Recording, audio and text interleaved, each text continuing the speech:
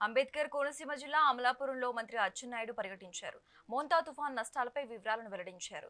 విభాగాల వారీగా నష్టం అంచనాలను రూపొందించి కేంద్ర ప్రభుత్వానికి పంపించామన్నారు. తుఫానుకు నష్టపోయిన వరి పంటకు హెక్టేర్కు 25,000, అరటికి 35,000 రూపాయలు పరిహారం అందిస్తామని మంత్రి ప్రకటించారు. భూముల రీసర్వే సమయంలో కొన్ని సాంకేతిక సమస్యలు గుర్తించినట్లు చెప్పారు.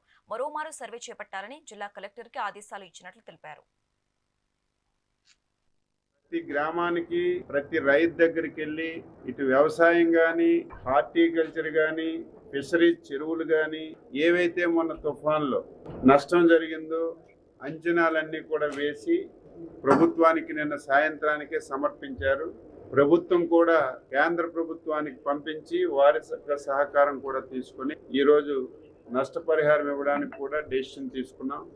నష్టపరిహారం కూడా గత ప్రభుత్వంలా కాకుండా ఈరోజు వరి ఉంది, హెక్టార్కి మొదట 12,000 రూపాయలు ఉండేది. దాన్ని 2018 తిత్లీలో హెక్టార్కి చంద్రబాబు నాయుడు గారు 20,000 రూపాయలు నష్టపరిహారం ఇవ్వాలని నిర్ణయం చేశారు. దురదృష్టం కలిసి 2019లో వైసీపీ ప్రభుత్వం వచ్చిన తర్వాత 20,000, 25,000 చేయాలి, 21,000 చేయాలి, కానీ 17,000కి తగ్గించారు. మళ్ళీ మొన్ననే విజయవాడలో వరదలు వచ్చేటప్పుడు 17,000 ఉన్నటువంటి వరికి హెక్టార్కి నష్టపరిహారం ఒకేసారి 25,000 చేశాం. ఈరోజు మొక్కజొన్నకు పెంచాం.